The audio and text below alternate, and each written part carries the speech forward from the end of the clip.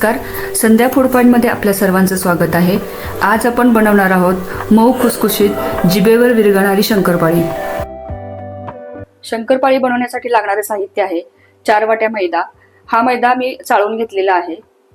त्याच वाटीने 1 वाटी पिठी साखर, अर्धी वाटी दूध, अर्धी वाटी तूप आणि चिमूटभर मीठ।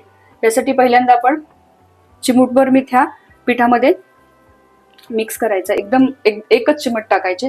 नंतर काय करायचं आहे, एका भांड्यामध्ये ही पिठी साखर काढून घ्यायची।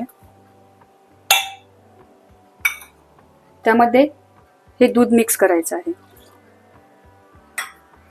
दूध मिक्स करून ही पिठी साखर जरा हलवून घ्यायची आहे आणि गॅसवरती ना कोमट करायचं आहे। हे मिश्रण कडक नाही करायचं आहे, गरम कडक नाही करायचं, फक्त कोमट करायचं आहे। तर हे आपण कोमट करून घेऊया।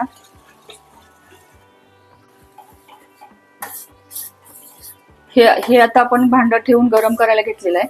तर ह्याच्यामध्ये ही साखर विरघळेपर्यंत आपल्याला गरम करायचं। आता हे गरम झालेलं आहे, कोमट झालेलं आहे। हे तूप आपण भांड्यात काढून घेऊन तूप चांगलं कडक करून घ्यायचंय आणि ह्या तुपाचं मोहन आपल्याला मैद्यामध्ये टाकायचं आहे। हे आपण गरम करून घेऊयात।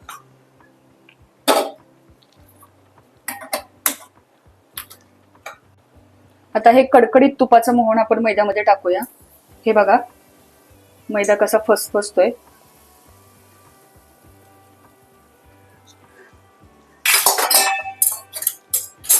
आणि हे हलवून घ्यायचंय, चमच्याने हलवून घ्यायचं। खूप गरम आहे, हे एकसारखं हलवत राहायचं।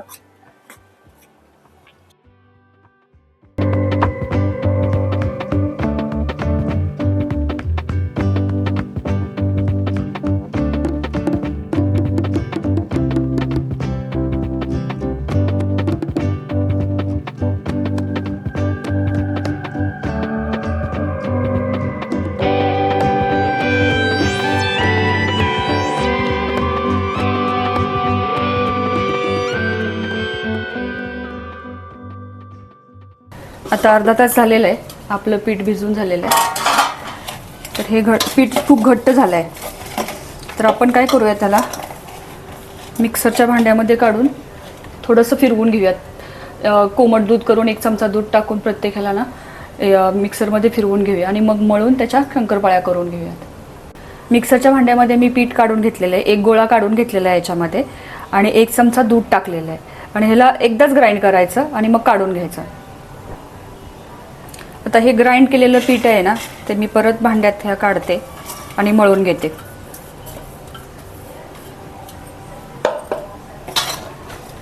हे बघा याचा गोळा तयार होतोय आता प्रॉपर असा गोळा तयार होतोय। आता आपण ह्याला लाटून ह्याच्या शंकरपाळ्या तयार करून घेऊयात। हे बघा हा मळून घेतलेला गोळा आपण चपातीसारखा लाटून घ्यायचा आहे। पण एवढं लक्षात ठेवायचं की ह्याला एकदम जाड ठेवायचं आहे, पातळ लाटायचं नाहीये।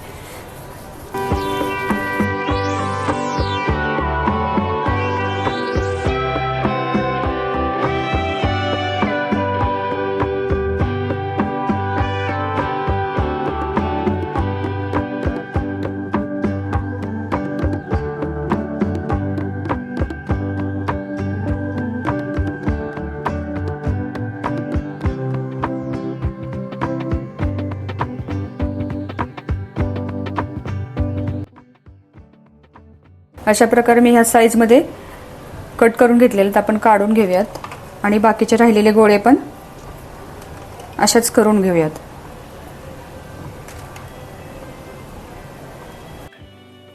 आता आपल्या शंकरपाळ्या तयार करून झाल्या आहेत। आपण त्यात तळून घेऊयात। तळण्यासाठी मी कढईमध्ये तेल गरम करण्यासाठी ठेवलंय। तेल प्रॉपर गरम झालंय की नाही हे बघण्यासाठी आपण थोडासा पिठाचा तुकडा त्याच्यामध्ये टाकणार आहोत। तो पटकन वर आला की तेल गरम झालंय असं समजायचं। आपलं तेल आता गरम झालंय। थोडे थोडे करून शंकरपाळ्या तळून घेणार आहोत। एकदम तेलामध्ये जास्त शंकरपाळ्या टाकायच्या नाहीत, तर तेलाचं टेम्परेचर कमी होऊन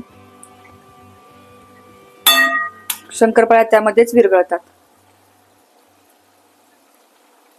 अशा हलवत राहायचे थोड्या थोड्या करून। नाही हलवलं तर काय होतं की पटकन एका साइडनेच शंकरपाळी करपायला सुरुवात होते.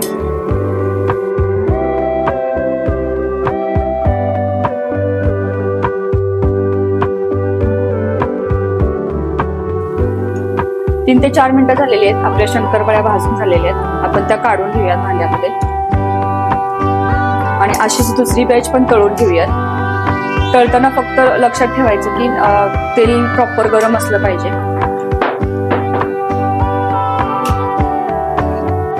आता आपल्या शंकरपाळ्या तळून तयार झालेल्या आहेत. आपण बघू शकता की ह्या फुगून किती डबल झालेल्या आहेत हे बघा, आणि मऊ आणि खुसखुशीत झालेल्या आहेत.